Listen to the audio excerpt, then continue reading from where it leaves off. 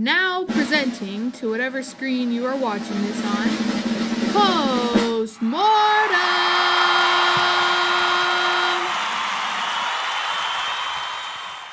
Surprise, bitch. Bet you thought you'd seen the last of me. Snape, Severus Snape, Dumbledore. Yeah. We lost Harry tonight. He's still with us. In here. So's Fred. Remus. Tonks. All of them.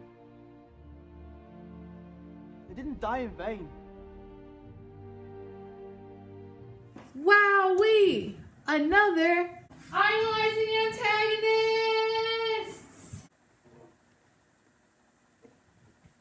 Future me, what are we doing this video about? Today, we are doing Draco Malfoy. Very interesting. Well, I'm going to hand it off to you now because you got the email on what we were doing today. Take it over, future me. Thanks, past me. That's what I'm here for, right? Oh, hello. This one was highly requested for some reason. Well, don't shake it at all. Bounce that booty like a basketball. If you don't shake it at all. Bounce that booty like a basketball. If you don't. Okay, so this one was voted on and very much recommended to me by multiple people. So, you ask and you shall receive. Okay, so obviously, before I have to do one of these, I always do research, right? Right. So, since I love picking apart the mentalities of characters, I immediately started there for Draco. And it went. It happened. There was some interesting stuff, but not much. Draco has had much more privilege in his life than a lot of other characters. He didn't go through all of these traumatic events that somehow made him have daddy issues and post-traumatic stress disorder. Oh wait, he did. Our boy Dragon has daddy issues and PTSD based on like what we see in the movies, because let's be honest, I don't have all 7 books lying around, and I wouldn't read them in 2 weeks anyways. So, as you know me, I look up a lot of my research online because, again, I'm not about to go buy like $200 worth of like comic books or lore books or whatever for a video that only lasts like 20 minutes. I'm not going to do that. I'm sorry, but I'm not. But I did look it up, and digging from my archives of the movies, the daddy issues are fairly prevalent and obvious for everyone, because, he craves validation from his dad. He doesn't want to let him down. He doesn't want to make a fool of his family. He wants to uphold that reputation. And his dad can be a little hard on him sometimes. But Draco's dad technically does still love him. He just maybe, was a little hard up on the whole muggle-born and full-blood and half-blood and all that. The PTSD is a little less obvious, but it's still there, Like, can you imagine going to school at the same time as the boy who lived, who shall not be mentioned by name? Like, near-death experience every year? Possibly on more than one occasion every year? Like, that's It's gotta suck, dude. I can imagine that all of them suffered from a little PTSD.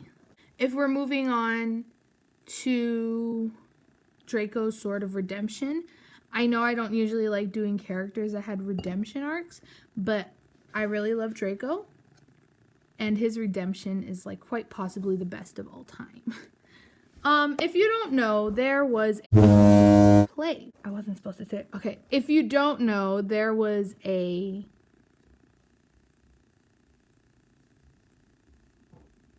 how do I say it without saying his name? So we know how there is the original series, and then the prequel series, and then there was like a sort of sequel series. Not series. Sequel story. And it was in the form of a play.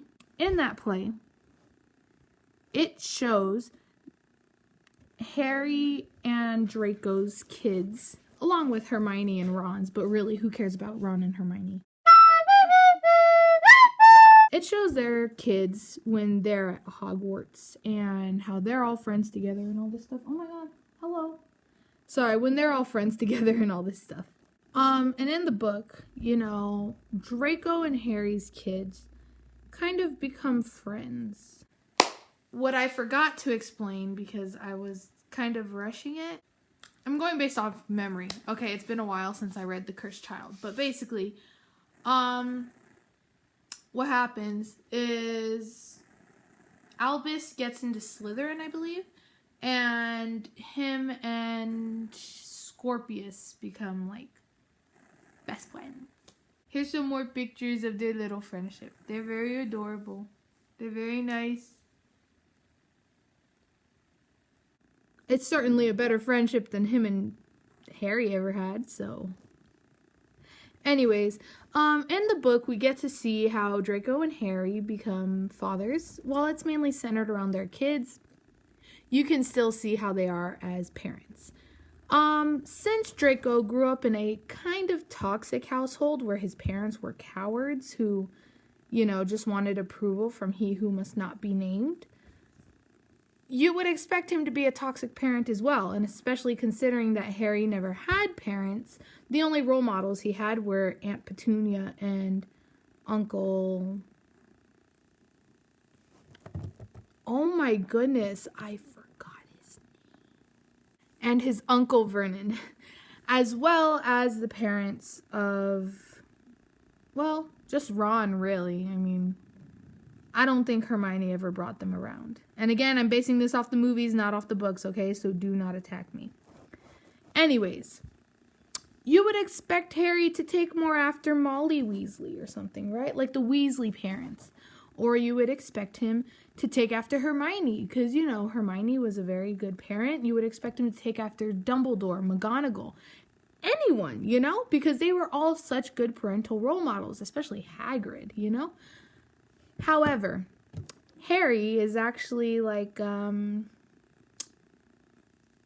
Harry's a lot more like the parents from Romeo and Juliet. Not that I'm saying their kids had some sort of affection for each other. I didn't read that far. He did try to carry his feud with Malfoy down to his child. He told him, hey, you can't be friends with that Malfoy kid. He's Malfoy's kid. And his kid was like, and? Okay. And then he's like, well, yeah, but like, his dad was almost a Death Eater. And he's like, okay, but he's not. And he wasn't. So what? You know, so then Harry, like, practically disowns him, says he wishes he was never his son, blah, blah, blah, because he wants to be friends with Malfoy's kid. It is not a pretty sight to behold, because he is a very toxic parent, unfortunately. And it's pretty sad, really. But here is the big plot twist. Malfoy's reaction to their friendship is a little wary at first. He's like, oh, I don't know, you know, he might be... But eventually he comes around. He doesn't disown his child. He doesn't say, I wish you were never my son. He doesn't say, like, go to your room for being friends with that nasty kid, you know? He never says that. He never does anything like that. The glory of it is, Malfoy actually encourages it. He's like, good on you. Whatever makes you happy, you know? And it is so adorable. And you would expect him to also be really upset after the death of his wife. But no, going to school with Harry and the group, you know, learning their ways, kind of them showing him right from wrong from very, very far away. And then, you know, like being married to his wife, who was what they call a muggle lover, taking a very strong interest and love into muggleborns and muggles. You know, that kind of opened his eyes to be more accepting of, like, really anyone, not just muggles and stuff. Just be, like, more of a kind person, which is ironic because he learned it from Harry, and Harry is here telling his kid, you're not my son because you're friends with his son, you know? It's... Anyways, I didn't even have to ask people why they loved Malfoy, you know? Like, there's one technical person I did talk about this with, and they essentially said that Malfoy was such a precious being and deserved all the protection in the world. And, you know, like, shouldn't have, you know, this lady shouldn't have done him dirty like that. Which I suppose is right. Malfoy has gone through a lot of tragedy in his life, you know? Like, there's, again, the whole thing with him trying to uphold the legacy, you know, him bullying because he's insecure, because he's trying to please his father, who's trying to please Voldemort. All this stuff. Him almost having to kill his headmaster because he wants to fit in. Please let me help you. I don't want your help. Don't you understand? I have to do this. I have to kill you. He's gonna kill me.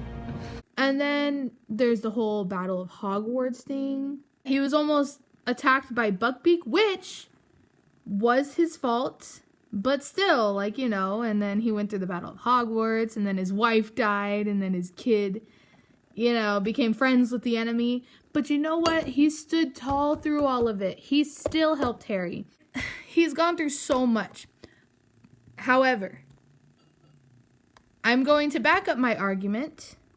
I'm going to defend any counter arguments saying, hey, I know Draco was toxic. He was rude. Basically prejudiced against muggles, muggleborns, half-bloods, all that stuff. Mudblood, basically. And he was a bully. He was a self-entitled jerk. He was almost a murderer. He was a little bit... There's a lot of stuff that we could say about Draco's flaws. But instead, why don't we accept this conclusion that Draco tried his best. He grew from his mistakes. He became a better person in the end. And he is still my childhood crush. That's all. That's all. You know, so... I mean, it all checks out, man. There's not much to say here, you know? He is a very good-looking man. Even though some of his actions were less than kind, he has a kind soul. He can be funny sometimes. I mean, like, maybe for the wrong reasons, in the wrong ways. But I mean, hey, man. You know, we could sit here and list down his flaws all day. And we could sit here and list out his perfections for eternity. But, you know, let's just settle on this, you know. There's not much to analyze on him mentally or emotionally. There's not much to analyze as to why people like him, because again, it's fairly obvious. There's not much to analyze as to why he was the villain. We could go on talking about how he became a better person, because, you know, he became a friggin' awesome person, and Harry just, you know, we could talk all day about how much better he is than Harry. I mean, I love Daniel Radcliffe. I do. But this ain't about him. You know, we could go on all day about everything, about Draco, but let's just settle here right now for the final time.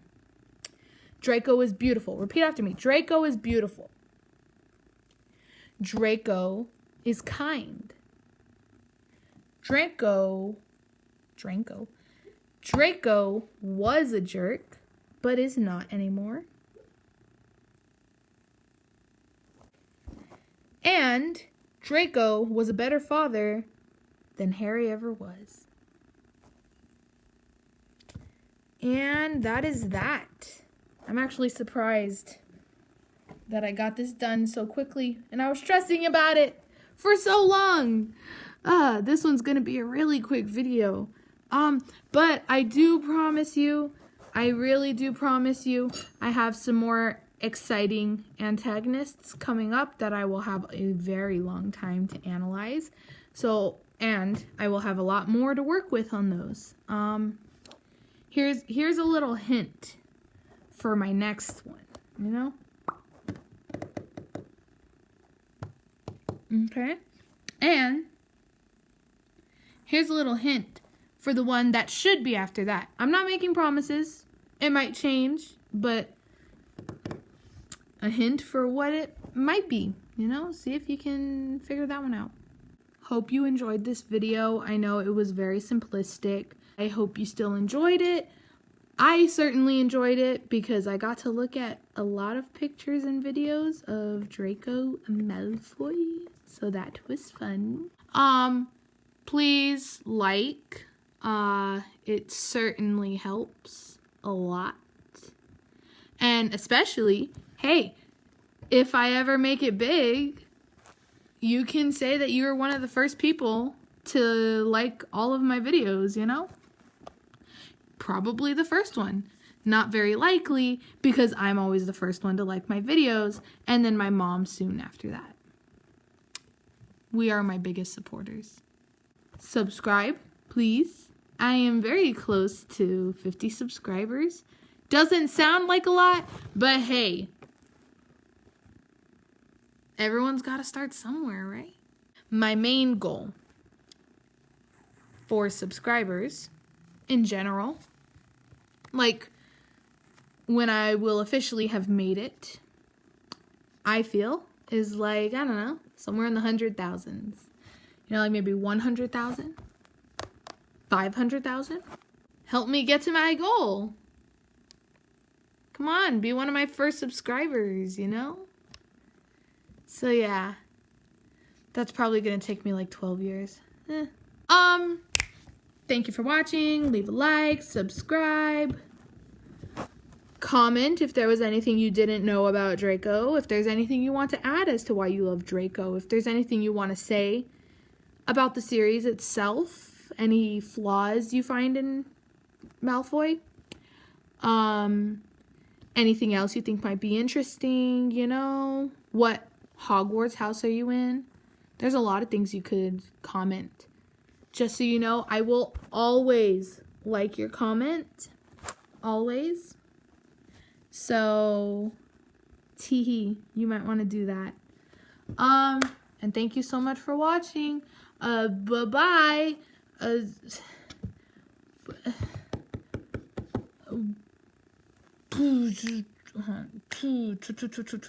goes to Hogwarts, he meets Ron and Hermione. McGonagall acquires he played for Gryffindor.